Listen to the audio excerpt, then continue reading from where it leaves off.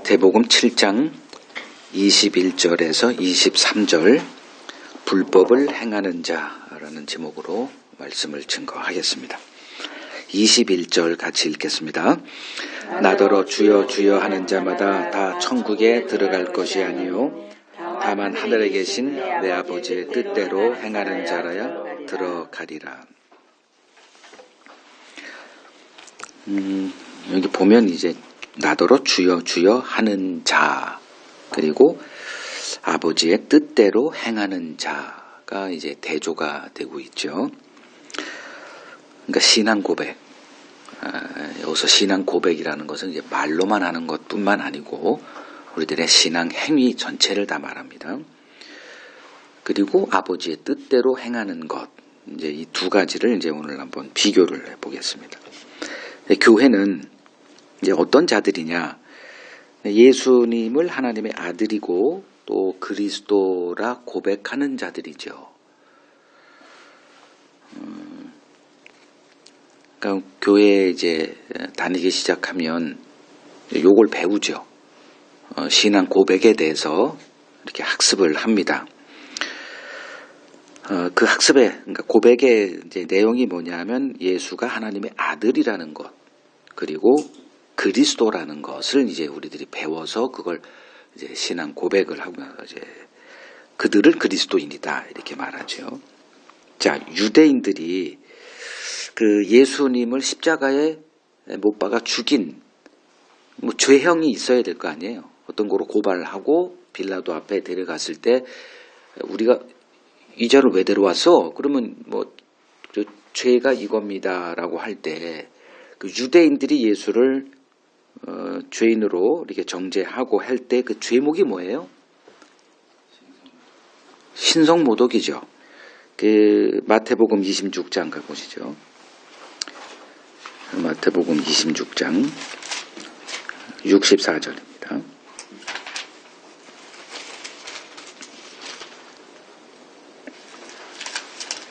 예수께서 이르시되 네가 말하였느니라. 그러나 내가 너희에게 이르노니 이후에 인자가 권능의 우편에 앉아 있는 것과 하늘 구름을 타고 오는 것을 너희가 보리라. 그러니까 내가 말하였다 해서 그 내가 말하였다는 내용은 63절이죠. 그러니까 대제사장이 이제 예수를 어떻게든 간에 죽여야 되는 것 때문에 이제 체포해서 데려온 거예요. 근데 물증이 있어야 되잖아요, 증거가. 그러니까 내가 너로 살아계신 하나님께 맹세하게 하노니 네가 하나님의 아들 그리스도인지 우리에게 말하라. 그러니까 네가 말했다, 맞다 이거잖아요. 그리고 한술 더 떠 내가 이후에 인자가 권능의 우편에 앉아 있는 거 하늘 구름을 타고 오는 것을 너희가 보리라. 이거는 용납될 수 없는 말이잖아요. 그래서 65절에 대제사장이 자기 옷을 찢으며 이르되 그가 신성모독하는 말을 하였으니, 여기서 신성모독은 한낱 인간이 나는 하나님의 아들이다, 이 얘기를 진술한 거예요. 요걸 끄집어내기 위해서 이제 계속 추궁했는데 주님이 자기 입으로 이렇게 얘기를 함으로써 이제 됐다, 날 죽여라, 이제 이렇게 얘기하신 거죠. 어찌 더 증인을 요구하냐, 너희가 다 들었다 이거예요. 자, 그 예수가 하나님의 아들이다라는 것 때문에, 그 말을 했다는 것 때문에 이제 죽임을 당했어요. 자, 오늘날 교회에서 그 예수를 하나님의 아들이라 고백하는 자를 뭐 출교시킵니까? 돌로 쳐 죽입니까? 없죠. 오히려 축하받고 뭐 이렇게 칭송하는 그런 내용이에요. 그러나 예수님 당시에 어느 누가 예수를 하나님의 아들이나 그리스도다라 고백하면 뭐 출교의 대상이고 돌맞아 죽어야 했습니다.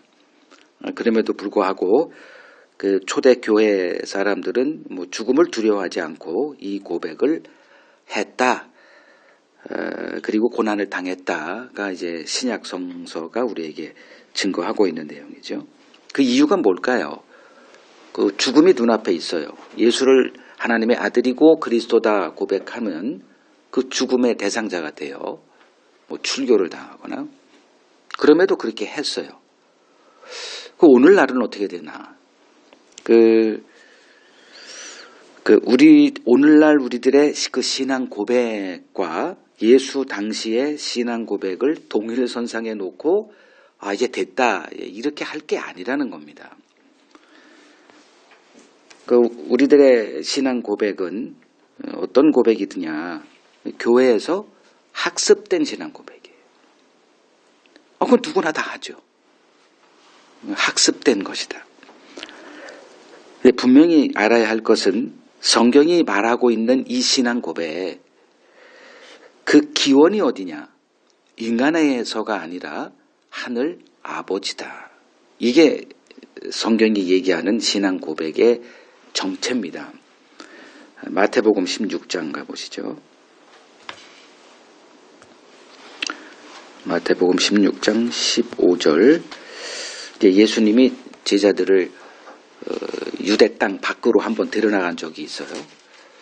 그곳에서 너희는 나를 누구라 하느냐라고 한번 질문을 던집니다. 그때 베드로가 주는 그리스도시요 살아계신 하나님의 아들이십니다라는 고백을 해요. 이건 누구에게 학습된 게 아니죠. 그냥 예수님과 함께 지내다가 그런 생각을 갖고 있었던 거예요. 그래서 그때 이제 기회가 되니까 베드로가 툭 치고 제가 압니다. 그리고 이렇게 얘기를 한 거예요. 그때 주님이 17절에 바 요나 시모나, 그러니까 바는 이제 아들이란 그 뜻이고, 그러니까 요나의 아들 시모나, 네가 복이 있도다. 왜 그게 복이 있다 하냐 하면 이를 네게 알게 한 이는 혈육이 아니요, 이거 학습된 게 아니라 하늘에 계신 내 아버지다 이렇게 말씀하세요. 이거는 우리가 느끼는 게 아니죠. 주님이 그렇게 말씀하시니까 그렇구나 알 뿐이에요.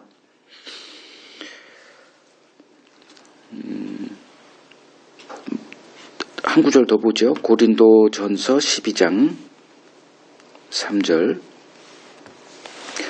그러므로 내가 너희에게 알리노니 하나님의 영으로 말하는 자는 누구든지 예수를 저주할 자라 하지 아니하고 또 성령으로 아니하고는 누구든지 예수를 주라 할 수 없다. 선언을 하죠. 그러니까 하나님의 영 누가 보내죠? 아버지가 보내죠. 그 기원이 하늘 아버지라는 겁니다. 그 기원이 아버지께로 와서 내가 이걸 알게 되고 한 고백, 그것은 죽음을 두려워하지 않아요. 근데 학습된 것은 그렇지가 않죠. 오늘날 예수님이 교회 안에서 밖에서는 창피하니까 그런 얘기를 할 수도 없죠. 우리들끼리니까 이제 그렇게 얘기해도 아무 이상도 없고, 교회 안 다니던 사람이 교회 와서 그런 얘기를 하면 이제 축하받고 박수받을 그럴 분위기지만, 2000년 전 예수님 당시에 돌아가시고 나서 초대교회 그때도 그런 고백은 할 수가 없는 겁니다. 하늘에서 그런 고백을 하게 하니까 목숨을 걸고 이제 그런 고백을 했다는 거죠.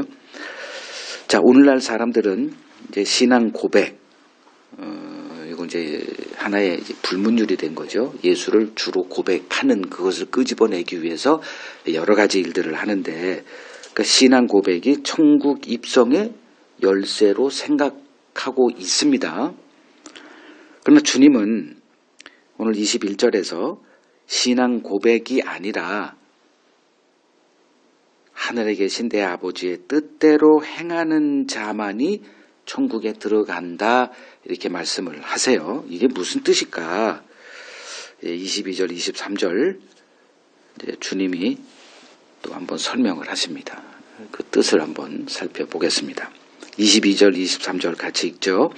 그날에 많은 사람이 나더러 이르되 주여 주여 우리가 주의 이름으로 선지자 노릇하며 주의 이름으로 귀신을 쫓아내며 주의 이름으로 많은 권능을 행하지 아니하였나이까 하리니 그때에 내가 그들에게 밝히 말하되 내가 너희를 도무지 알지 못하니 불법을 행하는 자들아 내게서 떠나가라 하리라. 자, 22절에 그날에 그날에 하니까 무슨 두통약 이름 같은데 그날에가 묻던 날이죠. 이 세상 역사가 끝나는 날, 흔히 종말 이렇게 얘기하죠. 세상 역사가 끝이 있구나. 주님은 계속 그날을 바라보고 계시는 거예요. 그날 준비시키는 게 이제 준비하는 게 이제 신앙 생활입니다. 그날을 바라보고 사는 자들. 그래서 흔히 교회를 종말 공동체다 이렇게 얘기를 하잖아요. 지금 바라보면서 살면 살 사람 하나도 없어요. 왜냐하면 신앙 자체가 우리들의 이 땅에서의 삶에 1도 도움이 되는 게 없어요. 이 신앙생활 계속 하게 하기 위해서 여러 가지들을 이렇게 첨가시키고 하고 있지만 편하게 살려면 예수 믿어야 됩니까? 안 믿어야 됩니까? 안 믿어야 되는 거예요. 행복함을 여러분들이 그걸 원하려면 교회 다니면 안 돼요. 근데 요새는 교회 다니면 행복이 보장되죠. 왜냐하면 교회라고 하는 새로운 공동체가 있거든요. 교회 생활을 빼면 아무것도 남는 게 없습니다. 그만큼 교회가 이제 우리들이 만든 이제 그런 공동체가 돼 있기 때문에 그래요. 다시 말하지만 여러분들의 행복을 진짜 원한다면 빨리 예수 믿는 거 포기하십시오. 진짜 여러분들의 행복을 원한다면 예수라는 그걸 뽑아버리고 살면 그나마 더 나은 삶이 주어질 거예요. 그러면 이제 그날 주님은 그날을 바라보면서 이제 계속 그날을 얘기하십니다. 자, 그날 어떤 날이냐? 세상 역사가 끝나는 날. 그럼 그날은 어떤 날이냐?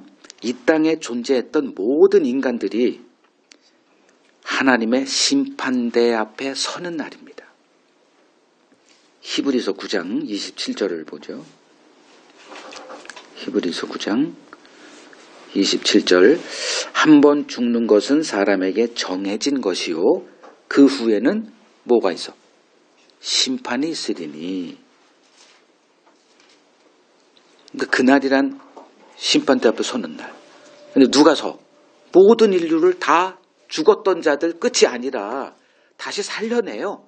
그래서 죽은 자나 산 자나 다 그 앞에 서야 되는 게 우리들의 운명이다. 그러니까 인간으로 태어나면 이 심판 때는 피할 수가 없다. 누가복음 10장 가보죠. 누가복음 10장 10절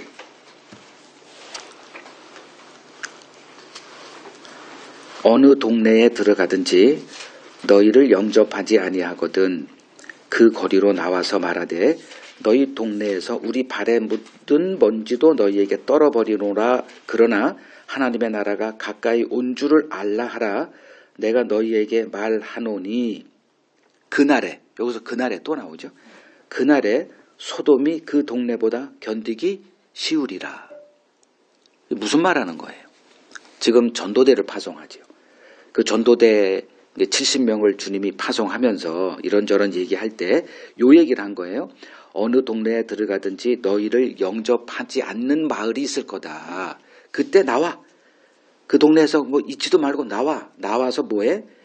발에 묻은 신발을 털어버린다는 게 이런 거예요. 난 너희와 관계 없어. 이제 이렇게 의미인데 너희들은 우리를 영접하지 않아서 편하고 행복한 삶은 이 땅에서 살 수는 있을 거다. 그러나 그날에 여기 12절에 소돔이 그 동네보다 견디기 쉬워. 소돔은 어떤 성읍이었죠? 불심판을 이미 받은 거죠. 그러니까 마지막 그 심판 때 벌어질 일을 맛보기로 한번 보여준 데가 소돔이죠. 그러니까 복음을 거부하면 아까도 얘기했지만 행복한 자기들의 삶은 유지가 돼요. 근데 그것으로 인해서 그러니까 복음을 거부했다는 것 때문에 어떻게 된다? 소돔보다 더한 그 재앙을 그날 당할 텐데, 이런 얘기예요. 그럼 그날, 지금 주님이 얘기하신 그날에 심판대 앞에 서는 날, 그러면 복음을 영접한 자와 복음을 영접하지 않은 자로 구분되는 날, 그거잖아요. 자, 주님은 그날에 어떤 일이 벌어질지 그 예고편을 우리들에게 지금 보여주시는 거예요. 뭐 영화를 이렇게 상영하기 전에 예고편을 띄우잖아요.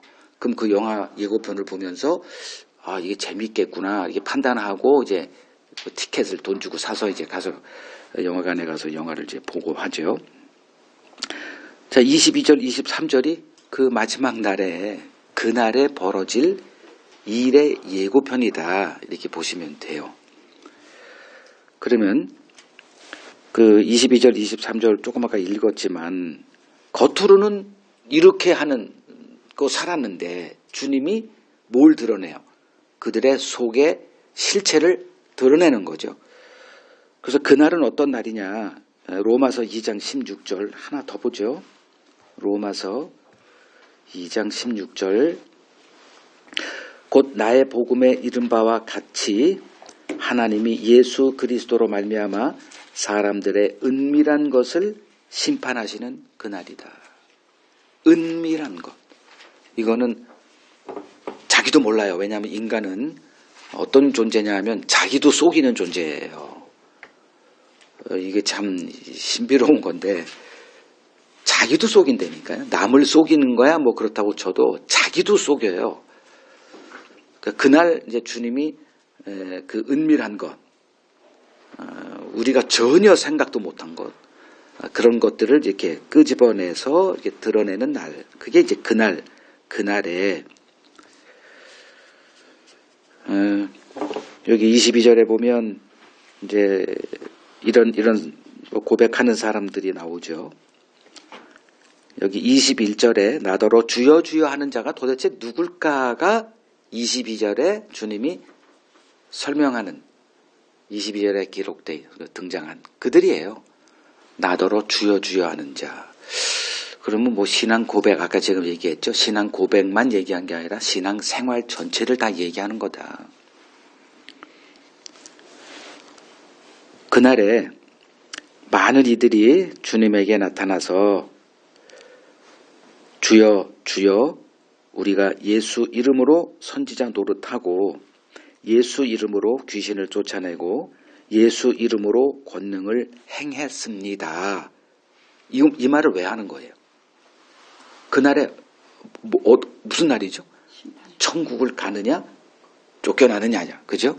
그러면 이 말을 했을 때는 뭐 하라는 거예요? 이렇게 했으니 천국으로 들여보내주세요, 이 말이잖아요. 그 누가 봐도 하나님의 종들 아닙니까?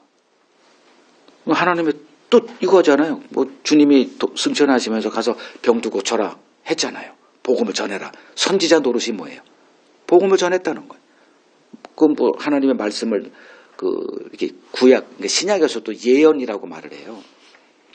복음의 증인들입니다. 복음을 전했다. 귀신도 쫓아냈다. 많은 권능도 행했다. 예. 누가 봐도 천국 입성 영순위 사람들 같아 보입니다. 그런데 주님은 이들을 향해 내가 너희를 도무지 모른대. 그들은 예수로 살았어요. 그렇죠? 그냥 입술이든 삶이든 오로지 예수를 위해서 살았다니까. 근데 정작 그렇게 살았다라고 하는 그 예수님, 그분은 하나도 모른대. 도무지 알지 못한다. 아주 강조한 거예요. 그리고 뭐라 그래요? 불법을 행하는 자. 이게 그 주님이 모르는 자라는 건 도대체 뭘 얘기할까? 주님이 너 누구예요? 나도 몰라. 이런 개념이 아니에요. 모르는데 어떻게 심판합니까? 그럼 알지 못한다 이 말은 무슨 뜻이고, 그리고 한술 더 떠서 불법을 행한다. 이제 이것만 해석하면 돼요. 그래서 제목을 불법을 행하는 자 이렇게 삼은 거예요. 그리고 내게서 떠나라. 이제 끝내자. 이제 더 이상 그럴 필요 없어. 여기서 이제 끝. 이제 이렇게. 그러면 이들은 누가 봐도 하나님의 뜻을 따라 살았던 자들입니다. 지금 여러분 여기 와서 하는 거 하나님의 뜻대로 합니까? 아니면 어기고 한 거예요?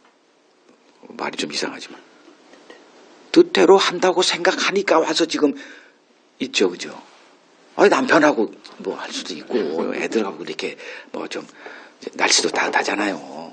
산에 꽃구경도 할 수 있고, 여기 와 있단 말이에요.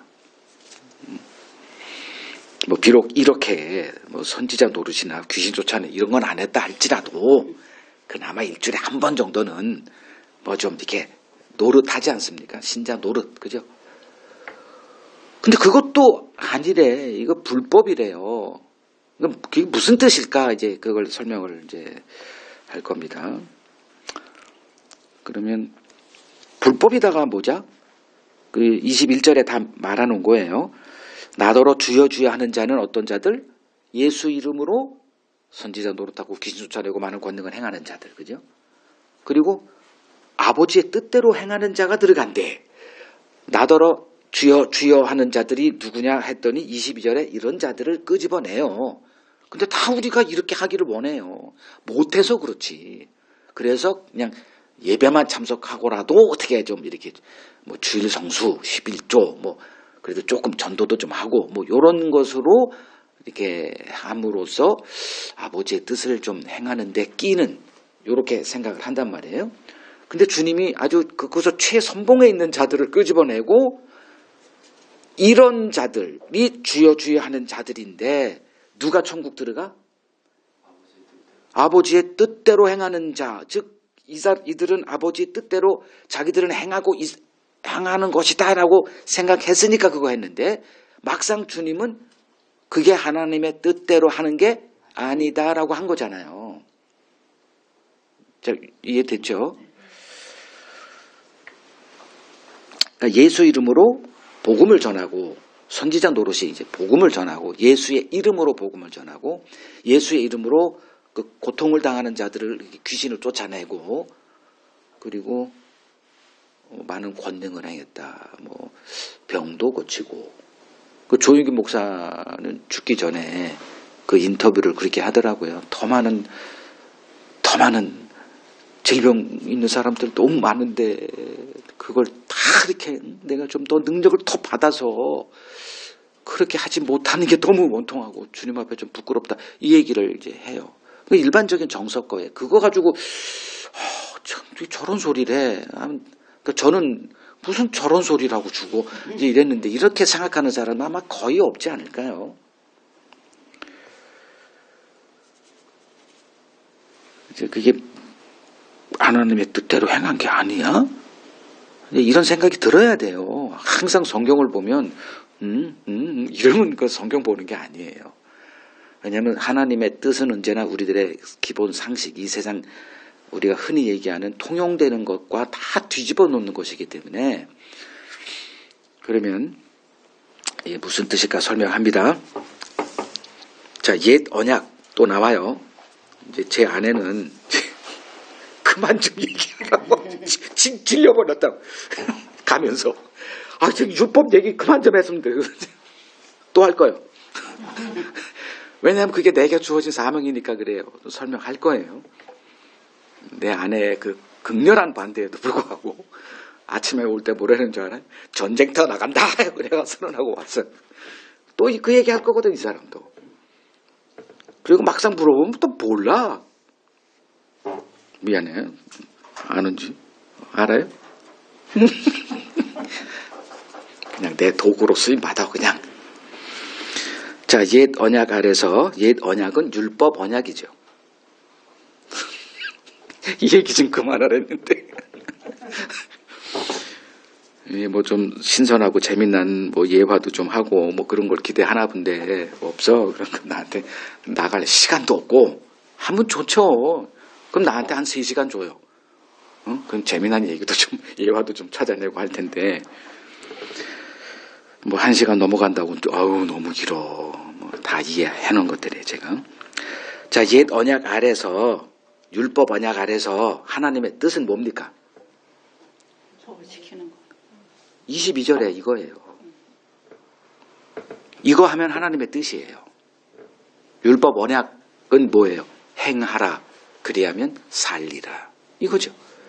그 출애굽 했어요. 그리고 시내산에서 하나님이 율법 언약을 체결할 때 너희가 내 말을 삼가 잘 듣고 지켜 행하면 모든 열방에다 내게 속해서는 그들 너희가 내 소유가 될 것이고 내 소유로 삼겠대요. 내 소유라는 것은 내 자녀 삼겠다는 거잖아요. 내 백성. 그 조건이 내 말을 삼가 잘 듣고 행하면이에요. 그리고 계속 그 얘기를 하는 거예요. 레위기 18.5절. 너희가 내 말을 삼가 잘 듣고 행하면 살리라. 신명기 6장 25절에도 너희가 내 말을 잘 지켜 행하면 그것이 너희의 의로움이 되리라. 의가 나와요. 그러니까 그것이 바로 이제 흔히 얘기하는 인간의 의, 자기 의죠. 그것이 하나님의 뜻이라니까요. 율법 언약에서는. 그대로 행해. 그 유들은 그대로 행한 거예요. 그러니까 이 시대, 율법 언약 시대, 그 흔히 얘기하는 옛 언약 시대에 그러니까 언약이라는 얘기를 하면 이렇게 찡그리는 거 충분히 이해합니다. 그럼 찡그리고 지옥 가실래요? 찡그리지 않아야 돼요. 이제 그걸 해주는 사람 말을 들어야 되는 거예요. 이게 하나님의 뜻이니까. 뭐 재밌게 하는 게 뭐 신앙생활의 본질이 아니잖아요. 아버지의 뜻이 무엇인지 그거를 알고자 우리가 지금 이 어려운 이 시간에 왔잖아요. 그리고 지금 또 언약도 듣고 뭐 이렇게. 이 시대는 어느 시대냐? 출애굽 이후 그 시내산에서 언약 맺은 그 출애굽기 19장부터 예수님이 오셔서 십자가에 돌아가실 때까지. 그게 이제 언약 시대죠. 그럼 이 시대는 지금도 이 시대에 사는 사람이 대부분이고, 그러니까 물리적 그걸 얘기하는 거예요, 그냥. 역사적으로 그 시대는 요때고, 그래서 그렇게 해야 해석이 되니까, 초보자들은. 그리고 이제 예수님의 십자가 이후로 이제 완전히 달라진 거예요. 그때 이후를 이제 새 언약 시대, 옛 언약 시대가 끝나고 그 이후를 새 언약 시대. 그래서 우리는 지금 옛 언약에 살아요? 새 언약의 시대를 살아요? 새 언약 시대가 왔는데도 모를 수가 있죠. 그죠? 아니, 정부에서 어떤 공약, 법을 발표했는데 그게 이제 이렇게 계속 일만 하는 사람, 24시간 뭐 야근도 하고 뭐 도무지 TV 볼 시간, 뭐 뉴스 보죠, 스마트폰도 만약에 없다. 그러면 그 사람들은 여전히 옛 법을 알고 그대로 살아가죠. 새 법이 공표되고 시행되고 있음에도 불구하고. 지금은 새 시대라니까요. 정신 똑바로 차리고 살아야 돼요. 신앙생활을 그냥 어설프게 있으면 뭐 무슨 뭔 말인지도 몰라요. 그러니까 이 시대는 뭐라고 성경이 얘기하고 있냐면 믿음이 오기 전 이렇게 얘기를 해요. 믿음이 오기 전. 그래서 그 옛 시대의 핵심은 행함이고 새 시대의 핵심은 믿음이다라는 것을 끊임없이 강조합니다. 그러니까 행함이라고 하는 것을 알지 못하는 자가 믿음을 얘기한다?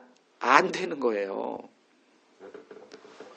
그래서 옛 언약, 이 율법을 얘기할 수밖에 없어요. 그래야 지금 이 믿음, 이게 뭔지가 드러나. 그러니까 별은 어둠이 존재가 돼야만 별이 존재하죠. 어둠이 없는데 별이 보여요? 있는데 없어요? 있어요?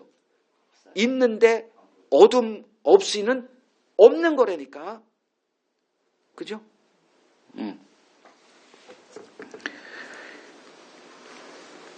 갈라디아서 3장 23절 갑니다.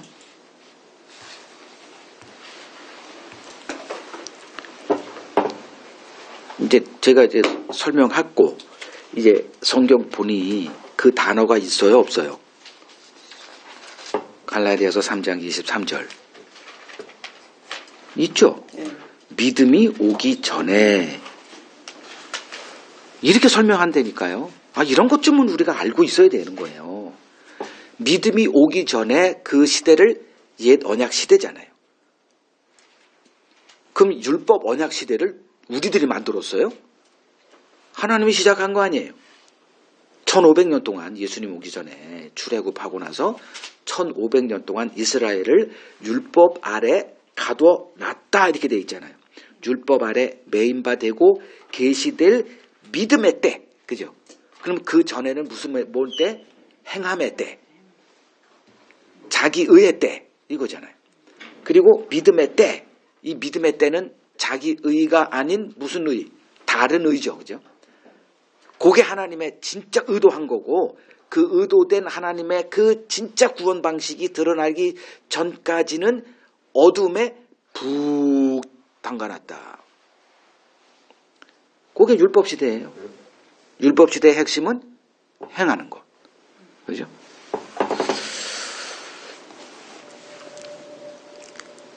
계시될 믿음의 때까지 가둬놨다 이거예요. 그들이 내가 스스로 갇히기는 어떻게, 하나님이 가둬놓으니까 그냥 그런 줄 알고 다른 걸 얘기 안 했다니까요. 근데 그 안에 숨겨놨던 걸 바울이 발견하고 이제 로마서 4장에서 구약 시대에도 행위가 아니라 믿음이었다는 걸 창세기 15장의 그 한 구절 가지고 아브라함이 그걸 믿음의 하나님이 그것을 보시고 그 믿음을 보시고 그를 의롭다 하셨다. 이건 있는데 나중에 보니까 있는데 없었어요. 유대인들에겐. 바울이 그 구절을 이렇게 얘기하니까 그 구절이 있었어? 보니까 있네. 그죠? 제 말 이해되죠? 어둠에 있을 때만 그게 보이더라 해요. 바울이 그걸 알았나 몰랐나. 그리스도의 빛 안에 들어가기 전에 그 빛을 만나자마자 자기가 어둠이 되잖아요. 그 어둠에 들어가 내가 장님이에요. 그러니까 눈뜬 자로 이렇게 세상의 빛이다. 하나님의 선한 것을 분간하여 죽음으로 가는 자들을 생명의 길로 인도하는 빛이다라고 주장했던 바울을 주님이 더 큰 빛을 한번 딱 했더니 어둠이 돼버려. 3일 동안. 그 어둠 안에서 드디어 이런 것들이 보이는 거예요. 없었다니까 그때. 근데 성경에는 분명히 있잖아요. 그 누구에게 보이더냐? 그게 바로 이제 율법이라고 하는 것을 주님이 주신 의도가 이제 드러나는 거예요.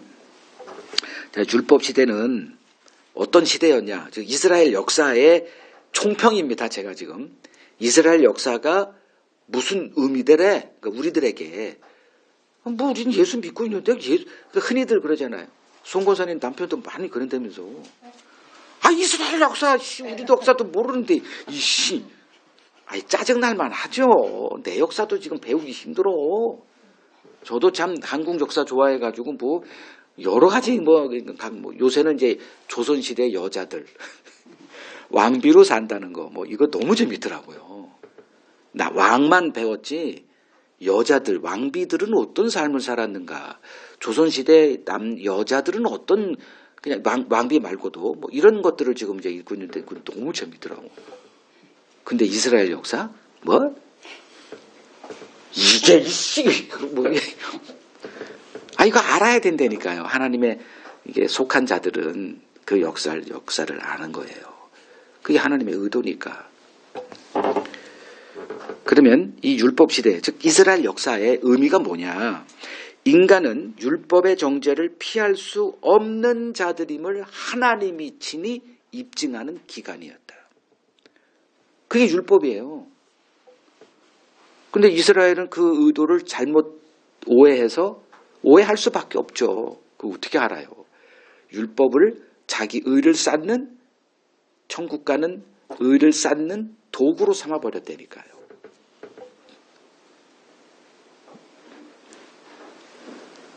그게 이제 대표적인 자들이 이제 바리새인, 조금 이따 이제 설명할 거고요. 율법의 정죄 대상이 바로 나라는 거, 그 바리새인들은 몰랐죠.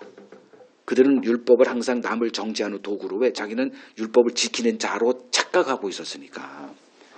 근데 그 율법의 정죄의 대상이 바로 나라는 거를 사도 바울이 처음 깨달은 거죠. 그때. 그리고 이제 우리도 동일한 일이 벌어져야만 되는 것들이에요. 그거 안 벌어졌다? 그게 뭔 소리인지도 모른다? 그건 가짜예요, 가짜. 아니면 하나님의 자녀이긴 하지만 아직까지 덜 성장했다거나 뭐 그 정도로 이렇게 이해하시면 되는 거고요. 그래서 갈라디아서 3장 24절에 아까 조금 아까 얘기했던 그 다음 구절, 믿음이 오기 전에는 뭐 했다? 율법 아래에 매인바돼서 믿음의 때까지 율법 아래에 갇혀 있는 때를 거쳐서, 그러면 그 의미가 뭐야? 그게 바로 24절이에요. 율법이 우리를 그리스도께로 인도하는 초등교사가 되어 우리로 하여금 믿음으로 인하여 의롭다 함을 얻게 하려 합니다. 이 말이잖아요. 그럼 천국은 행함으로 가느냐? 믿음으로 가느냐? 믿음으로 간다죠. 이건 학습으로 다 되는 거 아니에요. 물론 이게 체득하고 이건 별개의 문제지만 보니까 믿음이네? 그 답이 다 못잖아요. 그죠? 그러면 율법 시대에, 즉 이스라엘을 1500년 동안 율법 아래에 가둬둔 이유는 뭐예요? 모든 인간이 다 율법의 정죄의 대상이더라. 그게 로마서 3장 19절 20절이잖아요. 율법으로는 죄를 깨닫는 거지. 그걸 행한다고 의를 쌓는 도구로 준 게 아니야. 요게 이제 바울이 그리스도를 만난 이후 깨닫고 이제 하나 둘씩 정리해가지고 우리들에게 알려주는 거죠.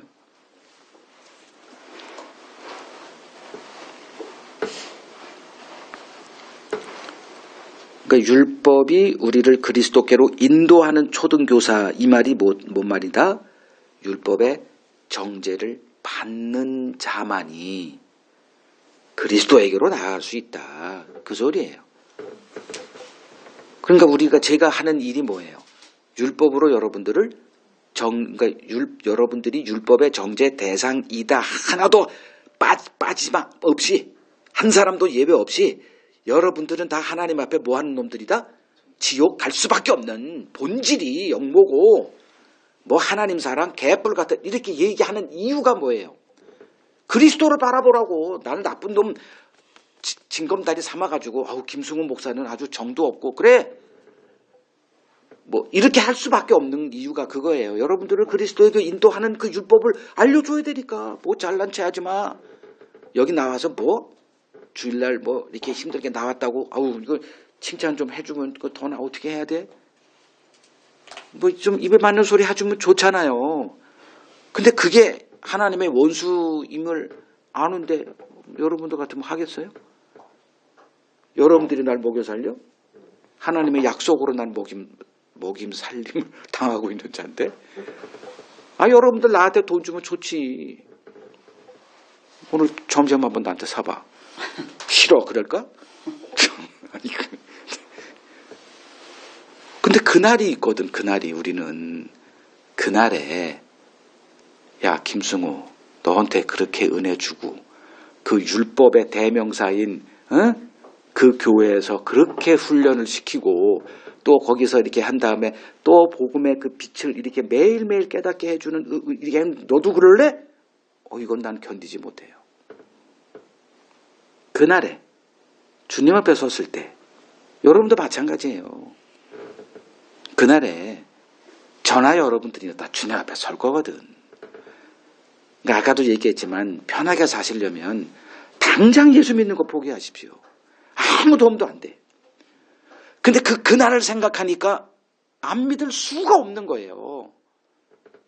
그날 때문에 그래. 그날 때문에. 그리고 지금 우리는 복대 때니까 이 사람들보다는 그래도 더 빨리 가니까. 응? 순서가 일반적인 얘기지. 그 특수한 그 상황을 들이대면 그 뭐 얘기할 필요가 없지 뭐 그냥.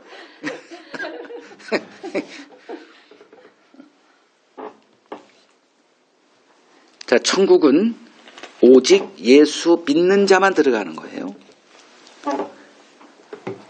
그러니까 이제 마지막 날 예수에게 내가 이것을 했고 저것을 했으니 천국 들여보내 주세요라는 자가 불법을 행하는 자죠. 새 시대가 왔다니까. 이제 새 법이 등장했다니까.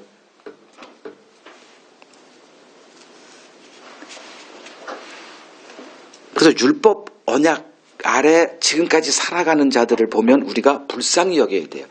그래서 바울이 복음을 알게 되고 로마서 9장 10장 계속 우리 동족을 위해서 내가 지옥 가든에 생명책에서 내 이름이 지워지더라도 이런 안타까움으로 그들을 바라본 거예요. 그들은 바울을 보고 바울이 그런 생각하는 줄은 꿈도 모르죠. 제가 우리를 불쌍히 여기고 있구나. 그게 아니라 저놈을 빨리 없애야 더 많은 사람들이 이단에 빠지지 않고 이렇게만 서로가 입장이 다른 거예요. 자, 율법 시대는 은혜 시대의 출현을 위한 징검다리였다. 그러니까 어디 또랑을 건너려면 돌을 좀 이렇게 해서 그 돌을 짚고 이렇게 건너가는 그 징검다리. 그 징검다리에 서서 있으면 안 되는 거죠. 그건 빨리 건너서 걸려 가야 되는 목적지가 있는 거예요. 자, 은혜 시대가 이르면 이제 건넜어요. 그러면 그 징검다리에 서 있을 이유가 없죠. 그럼 건넜는데 그거 없애버려야 되는 거죠. 근데 다시 그리워서 징검다리 다시 서서 이걸 구원의 길이다 뭐 이렇게 할 수가 없는 거 아닙니까? 히브리서 10장 보죠. 히브리서 10장 9절 그 후에 말씀하시기를 보시옵소서 내가 하나님의 뜻을 행하러 왔나이다. 여기서 하나님의 뜻이 나와요. 예수님이 오신 것은 내가 하나님의 뜻을 행하러 왔나이다. 뭐냐? 첫째 것을 폐하시면 둘째 것을 세우려 합니다. 첫째 것, 둘째 것 나오죠. 옛 언약, 새 언약. 첫째 것도 하나님이 주신 거예요. 그래서 첫째 거라고 하는 거예요. 둘째 것도 하나님이 주셨어요. 이걸 이해해야 된다니까. 왜 그만 좀 율법 얘기하지 말래. 그 당신 제 하나님을 대적하는 행위라니까. 뭐 이 사람들이야 나하고 안 사니까 그런 대적하는 모습도 없지만.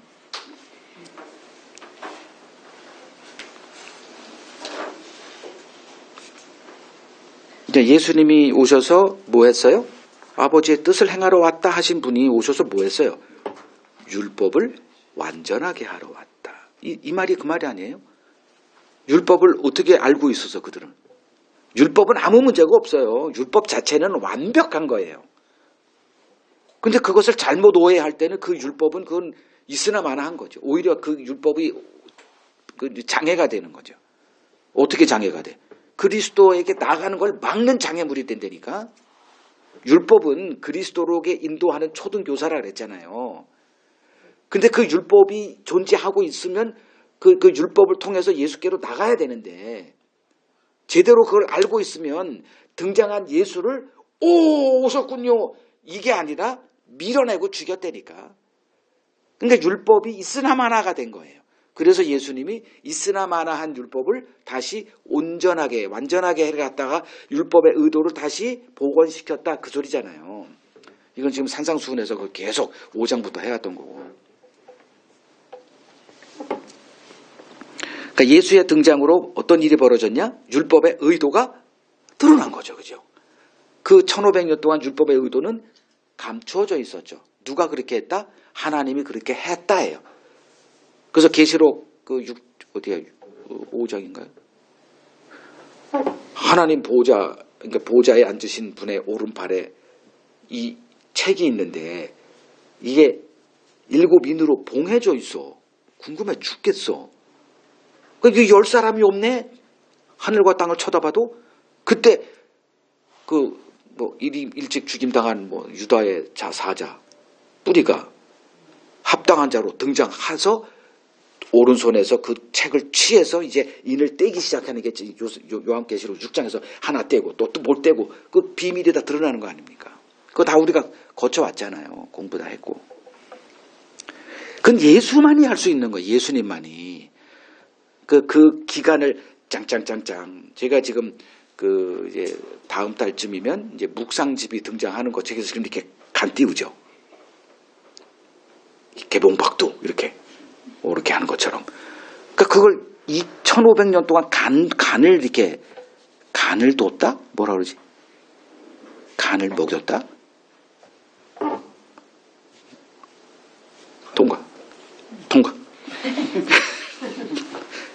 간을 먹이다 아니요? 그런 거 아니에요?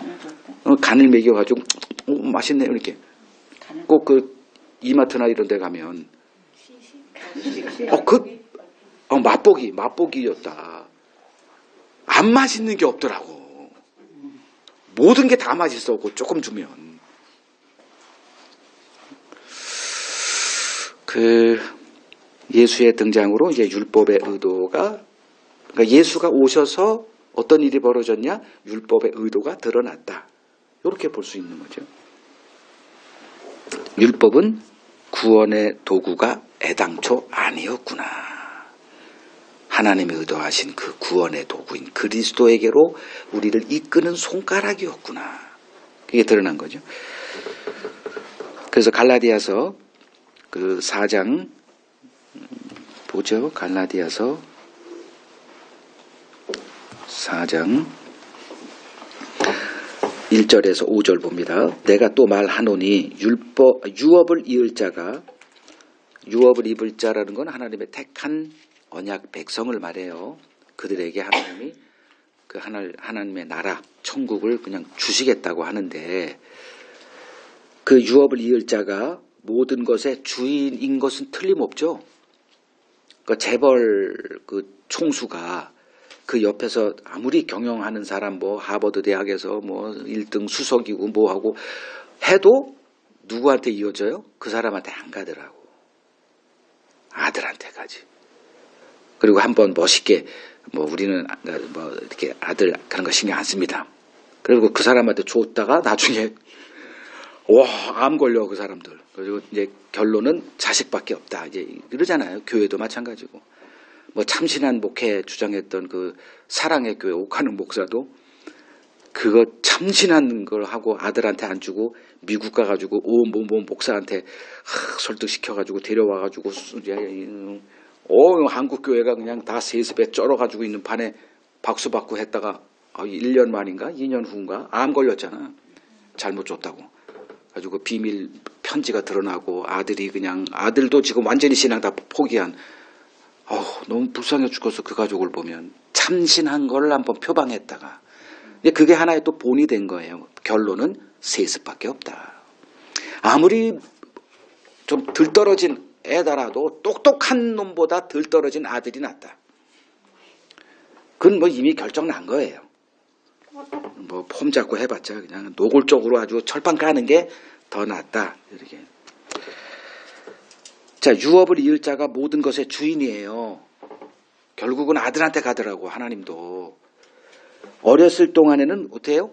모르니까 종과 다름없죠. 그래서 그 아버지가 정한 때까지 후견인과 청지기 아래 두죠. 성장해야 되니까 철도 들고 세상 것도 알고 인간도 어떤 건지 알고 세상 그 사업할 때 뭐도 알고 경영할 만한 그것을 알아야 되니까 그 기간이 필요하거든요. 그때는 후견인 청지기 아래에서 종과 같은 뭐 그럴 수밖에 없죠. 자, 이와 같이 세상에서 벌어지는 일을 예화를 들고 이와 같이 우리도 어렸을 때 이 세상 초등학문 아래에서 종노릇 할 수밖에 없지 않았니? 때가 참해. 자, 그래서 때가 참해. 이거 수십 번 제가 설명했던 거예요. 아까 설명 다 한 거예요. 하나님께서 모든 인간이 율법의 정죄의 대상이라는 것이 확증되고 된 그때가 찼다가 그 소리예요.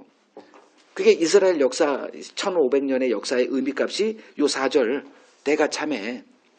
하나님이 그 아들을 보내사 여자에게서 나게 하시고 율법 아래 나게 하신 거 이거 다 설명했으니까 통과. 율법 아래 있는 자들을 속량하고 우리로 아들의 명분을 얻게 하려 하십니다. 그러니까 율법 아래 있는 게 얼마나 중요하냐. 그러니까 이스라엘은 그 율법 때문에 행복했어요? 고통을 당했어요? 온통 고통만 당했다니까. 그래서 아까 내가 행복을 원하시면 예수 믿는 거 빨리 때려주시라고 얘기한 게 그거예요. 근데 그 고난을 통해서 그들이 결국은 뭐가 입증이 돼서 율법을 지킬 수 없는 자들이라는 게 입증됐잖아요. 왜냐하면 율법에서는 그 계약이 뭐예요? 율법을 지키면 복이 임하고 어기면 저주가 임한다. 그럼 율법을 지켰다고 얘기했는데 계속 저주만 받았으니 아, 하나님 보시기에는 안 지킨 거구나. 이거잖아요. 자기들이 주장한 게 뭔 의미가 있어요. 요새 자녀들 키워보세요. 다 옳죠. 부모는 얘기할 수가 없는 자가 되는 거예요. 완전히 꼰대가 돼가지고. 자녀들은 다 오라. 뭐 얘기할 때마다 오라. 말하는 나만 나쁜 놈이 되더라고. 지금 없으니까 내가. 키워봐요, 다. 아이, 설마 그런 애들이 다는 아니겠지. 아이, 그렇게 믿고 살든가 그러면. 자, 이거 설명했죠, 제가 지금. 갈라디아서 4장 1절에서 5절. 이제 새 것이 등장한 거예요. 예수가 등장함으로써 이제 새 것이 등장된 거예요. 감춰져 있던 1500년 동안. 그러면 새 것이 등장했으면 뭐가 없어져야 돼? 옛 것은 사라져야 맞죠? 근데 이걸 물리적으로 저는 얘기하는 거고, 실제적으로는 어떻게 해야 돼요? 율법, 이 언약 시대는 계속 존재해야 되는 거예요. 왜냐하면 태어난 애들이 계속 있거든. 그럼 그 아이들은 율법 언약 아래 또 있어야 되는 거예요. 우리들이 그랬잖아, 다. 한 20, 30년 동안 율법 언약에서 뭐 했어? 종처럼 행했다니까. 지켜야 되는 줄 알고, 주일 성수해야 되고, 11조도 해야 되는 줄 알고. 정신은 없고 그냥 물리적으로 이렇게 해야 그래도 하나님 앞에 이제 벼룩도 낯짝이 있지. 이런 심정으로 이제 그 살아갔던 시대가 필요해요. 자, 이제 새 법이 공표됐습니다. 그걸 눈에 떴어요, 이제. 뭐 2000 언제 뭐 이렇게 해가지고 눈에 열렸다. 그러면 그때는 이제 심각해지는 거예요. 몰랐을 때는 그냥 율법 아래서 종도로 타는 대로 그냥 그럭저럭 살면 돼. 여기 22절에 내가 예수의 이름으로 선지자 노릇하고 뭐 이렇게 하면 돼요. 근데 새로운 것이 등장했다. 이게 눈이 열렸다. 그럼 어떻게 돼? 그렇게 사는 것이 뭐가 돼? 불법이 된다니까, 그게. 몰랐을 때는 그게 불법이 아니에요. 그건 하나님의 뜻을 행하는, 이게 그냥 그 자기 종교적인 만족 이런 것들로 하나님 이제 절 보고 기뻐하시죠. 이렇게 살아간다니까. 근데 이 복음의 눈이 열리는 그 순간부터 이제 그렇게 사는 것이 뭐가 돼? 불법을 행하는 자가 된다니까.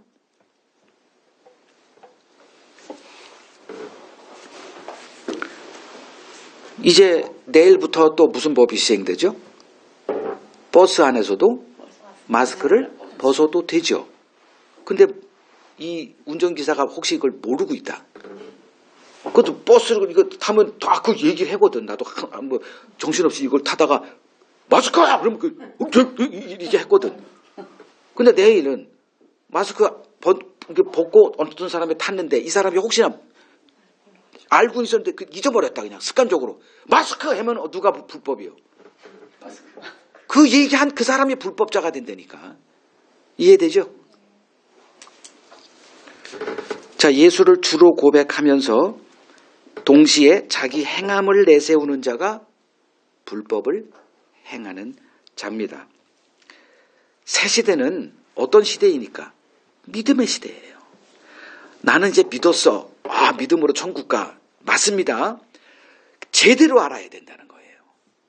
제대로 모르니까 이제 여러 가지 이제 그 이상한 일들이 이제 벌어지는 거죠. 그래서 갈라디아서 3장 23절에 믿음이 오기 전에, 갈라디아서 2장 25절에 3장 25절에 믿음이 온 이후 계속 그런 얘기를 하는 거예요. 믿음으로 이제 모든 것을 기준점이 달라진 거예요. 믿음 오기 전, 믿음 온 이후. 지금 우리는 믿음 온 이후에 태어난 자들이에요. 그러니까 주님이 오셔서 우리에게 복음의 눈을 열어서 복음의 실체를 알게 된 그 시점과 그 시점이 이제 믿음이 오기 전과 믿음이 오기 후가 또 각 개인마다 다르죠. 그죠?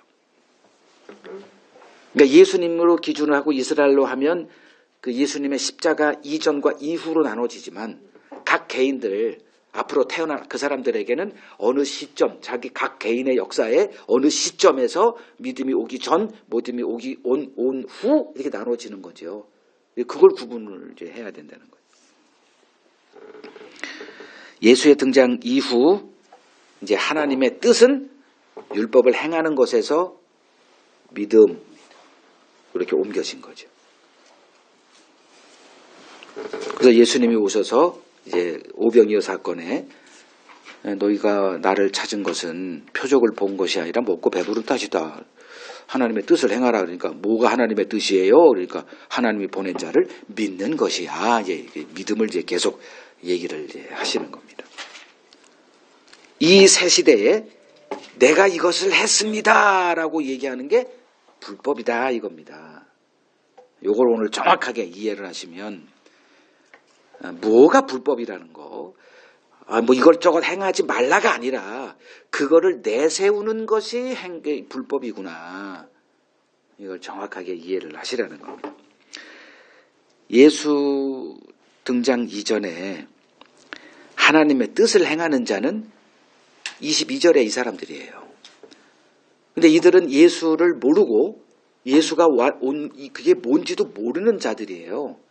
그러니까 입술로는 예수를 얘기하지만 조금 이따가 설명하겠지만 예수 믿는다는 거 그 아무 의미도 없어요. 내가 예수 믿어요. 뭐 그게 뭔 의미요 그게.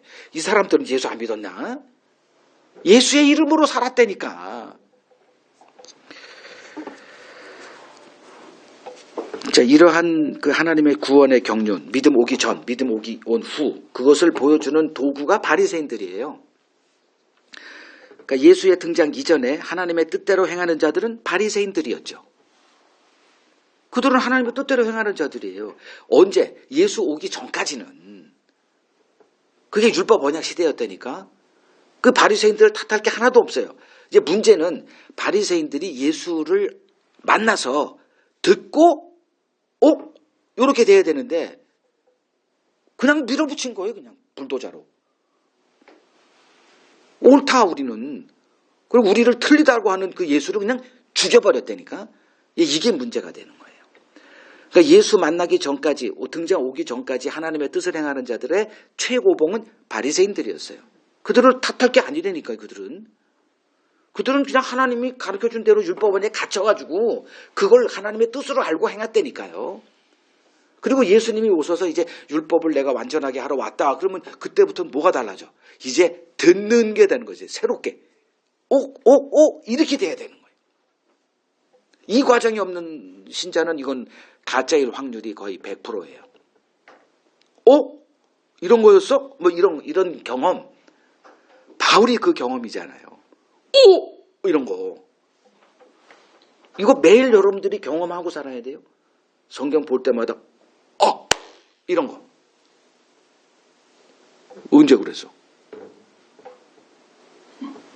최근에 이거 이거.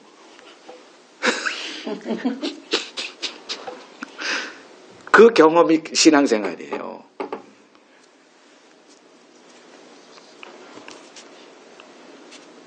그러니까 예수 등장 이전에 하나님의 뜻대로 행하는 자들은 그 최고의 이제 그 표본이 바리새인이었죠. 근데 예수님의 등장으로 그들이 어떤 자가 되죠? 하나님의 원수로 갑자기 돌변을 해버려. 돌아버리는 일이죠. 그러니까 그 바리새인을 보면 좀 이해가 돼. 참 불쌍하다. 희생자. 근데 그런 희생자가 누구예요? 이스라엘이었다니까. 가둬놨어 그렇게. 하나님이 그렇게 걔들을 쓴 거예요. 그 이스라엘 백성들을. 이제 그 중에서 이제 믿음으로 이제 구원 얻는 그런 경륜을 알아잔 그들이 이제 진짜 그거고. 섞여 있다니까요. 그러니까 바울이 그 대표적인 예죠. 유대인이었어요. 바리새인이었고. 안 되는 자였는데 구원받았거든. 그 자기를 얘기한 거야. 나도 구원받았다. 숨겨져 있다. 7,000명 하나님이 남겨놨다. 이런 얘기를 이제 하는 거고요. 그 예수님이 하신 일이 뭐냐. 여러분 그 10수년 전인가 주유소 습격 사건. 그 한 놈만 패 누가 했어요? 유호성이죠. 한 놈만 패. 그래서 그 사람만 계속 왜 나만 패? 나는 한 놈만 패. 예수님이 오셔서 한 놈만 팼어요. 그게 바리새인이에요. 오로지 바리새인. 왜냐? 그렇게 작정된 애들이니까. 미안하지만 너만 패야 되겠다. 그냥 바리새인만 패는 거예요. 그 이유는 예수 시대에 행함을 내세우는 자들이 불법을 행하는 자임을 아주 입증하고자 한 놈만 팬 겁니다. 바리새인들.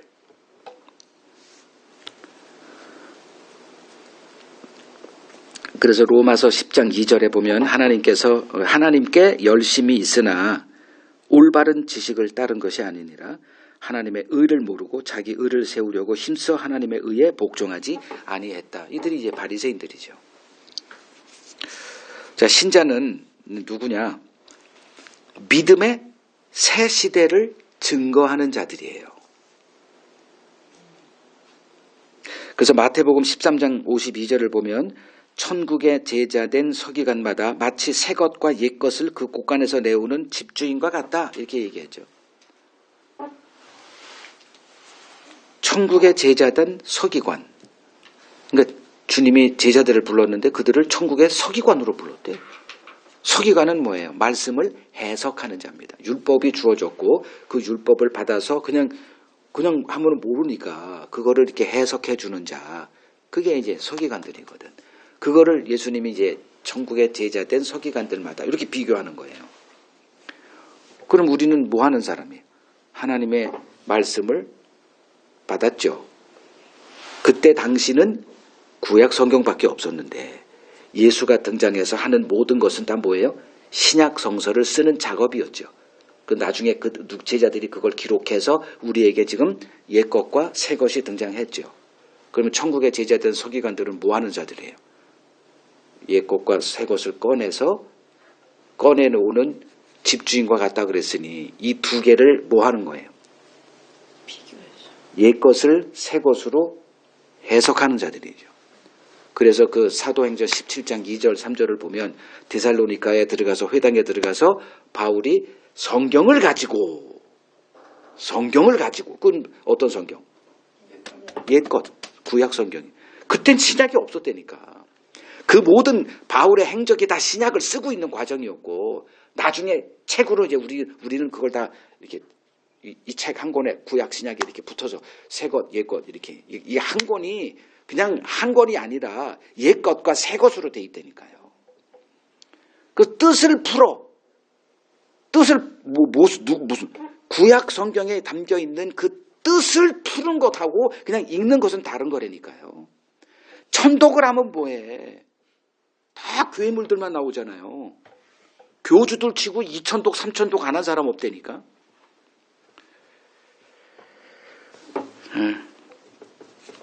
천국은 누구냐? 이제 그 믿음의 새 시대를 아는 자들에게서 나와야 될 말이 이런 거예요. 제가 지금 얘기할 거. 천국은 하나님이 낳은 자들의 나라예요. 무엇을 한다고 천국 백성이 되는 법은 없습니다. 그게 이제 새 법이 새 언약, 그러니까 믿음이 오고 나서 바울 사도들이 깨달아서 외쳤던 얘기를 저는 그냥 이렇게 전달하는 것뿐이에요. 뭐 저도 알고 있고요. 이제 무엇을 해서 천국 되는 법은 없다. 근데 지금 그날에 이들이 나를 천국 들여보내주세요라고 하는 근거가 뭐예요? 내가 이걸 했습니다. 이걸 했습니다. 이거 했습니다. 그 주님이 알아 몰라? 새 시대에서는 모르는 자가 되는 거죠. 그걸 불법을 행하는 자들아 내게서 떠나라. 그러니까 천국에서 가라는 게 아니에요. 내게서 떠나. 천국의 열쇠가 누구다? 내한테 붙어 있는 자만이 천국 가는데 내가 이걸 행했다. 저걸 행했다. 이들을 주님이 볼 때는 나한테 붙어 있는 자예요. 뭐예요? 나에게서 떨어져 있는 자네. 그러니 너 몰라. 그리고선 내게서 떠나 임마. 말로 가지고 붙어 있는 자처럼 행세하지 말고. 그럼 오늘날 주님이 오셨다. 교회에 오셨다. 다들 뭘 얘기를 할까요? 예수 믿어요. 아까도 얘기했잖아요. 예수 믿으면서 동시에 자기 행위를 얘기하는 자가 불법 행위 그거라 했죠. 그럼 목사들이 예수 믿어라가 얘기해요? 안 해요? 예수 믿으면 천국 간다 그러죠. 그것도 감사한다 그러고 너무 그 은혜다 그러고 그거 동시에 뭔 얘기합니까? 지켜라는 그 율법 언약 시대를 또 갖다 붙이고 산다니까. 또랑을 건넜는데 그 또랑 징검다리에 또 서가지고 또 그거 왔다가. 이게 정신병자들이에요 다. 새 시대의 관점으로 보면 다 정신병자들이다. 그럼 주님이 오셔서 예수님 저 믿었습니다. 이게 무슨 말일까요? 믿었습니다예요? 믿어졌어예요? 어떻게 믿었습니다를 자랑할 수 있어요? 그때도 우리가 할 것은 뭐밖에 없다? 나를 불쌍히 여기소서밖에 없다는 거예요. 그러면 그것이 예수님은 나에게 붙어있는 자로 간주하신다니까. 난 예수 믿고 나는 뭐 교회를 다녔고, 이들이 주님에게는 아이고 미안하지만 너 나한테 붙어있는 자가 아니었음을 네 스스로 입으로 고백한 거야가 되는 거예요.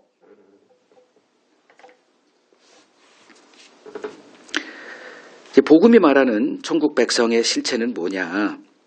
에베소서 1장 4절을 봅니다. 에베소서 1장 4절. 창세전에 그리스도 안에서 우리를 택하사 우리로 사랑 안에서 그 앞에 거룩하고 흠이 없게 하시려고 이미 작정됐다.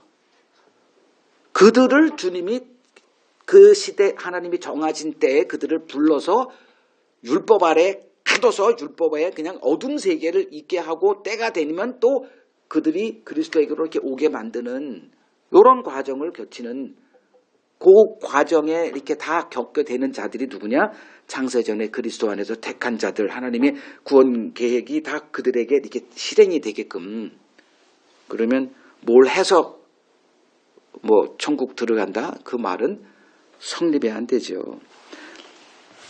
신분은 출생 전에 결정이 되죠. 그게 이제 그 에서와 야곱 그거로 이제 보여주는 거죠. 뭐가 이렇게 싸워. 리브가가 이렇게 잉태하고 나서. 그리고 나서 이제, 기도는 이삭이 해서 하나님이 리브가 임신하게 하는데, 리브가는 애를 뱄는데 이제 좋죠. 거기서 그때 당시 애를 못 갖는 건 부끄러운 거니까. 하나님께 저주받은 거로 간주됐으니까. 그 애가 생겼는데 이제 배가 뭐 이렇게 싸우네. 그때 기도했다 그랬잖아요. 하나님께 뭔 일인가, 뭐가 있나요? 그랬더니 내 태중에 두 민족이 있다. 이미 있어요. 그리고 큰 자가 작은 자를 섬길 것이다. 이상한 얘기를 해. 그러니까 이제 큰 자가 작은 자를 섬기니까 섬김 받는 자가 또 왕따니까 둘째를 사랑한 거예요. 뭔 의미인지도 모르고. 그래서 어쨌든 간에 그걸 합법적으로 그걸 하기 위해서 그냥 팥죽도 해서 하라 그러고 이제 나이가 60 몇 세인가 굉장히 늙은 때예요. 그때. 그 변장해가지고 그냥 아버지 축복해 준다니까 제 사냥 나갔으니까 네가 그때 내가 다 이렇게 팥죽까지 해줄 테니까 고깃국 그걸 해줄 테니까 그 들어가라는 건 나 못 들어가 그랬더니 이 저주는 내가 임할 때 이 정도로 리브가가 이제 그렇게 했던 여자인데 이미 정해져 있다니까요. 그거를 바울이 어떻게 해석하느냐가 로마서 9장이에요. 로마서 9장 7절 제가 쭉 읽어드릴게요. 로마서 9장 7절. 또한 아브라함의 씨가 다 그의 자녀가 아니라 오직 이삭으로부터 난 자라야 네 씨라 불리리라. 지금 이 말은 이삭 등장하기 전에 아브라함에게서 난 씨가 있죠. 이스마엘이라고. 그걸 말하는 거예요. 또 육신의 자녀, 요게 이제 이스마엘을 얘기하죠. 아브라함의 씨요. 근데 육의 자녀가 있고 영의 자녀가 있더라. 그걸 약속의 자녀다 이렇게 얘기해요. 그게 하나님의 뜻대로 행하는 자래요. 그러니까 육신의 자녀가 하나님의 자녀가 아니고 오직 약속의 자녀가 씨로 여기심을 받는다.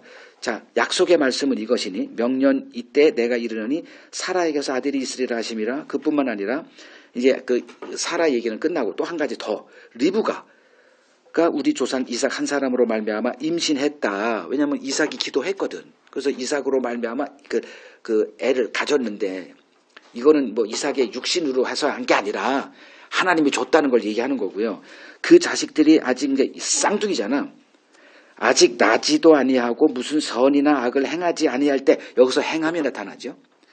택하심을 따라되는 하나님의 뜻이 행위로 말미암지 않고 오직 부르시는 이로 말미암아 서게 하려 하사 리브가에게 이르되 큰 자가 어린 자를 섬기리라. 이것이 그 뜻이라는 거예요. 리브가는 이게 무슨 뜻인지도 모르고 또 뻘짓하고 쟁탈전으로 들어가게 했지만 바울은 정확하게 이해를 한 거죠. 기록된 바 내가 야곱은 사랑하고 에서는 미워했다. 자,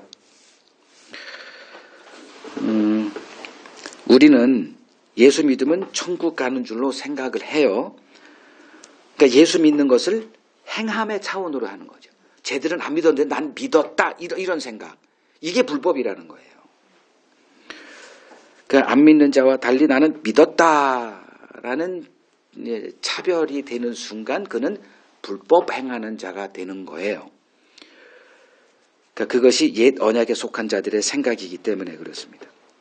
내가 믿는 게 아니라 믿어지게 하시는 하나님의 일 때문에 내가 믿는 거다.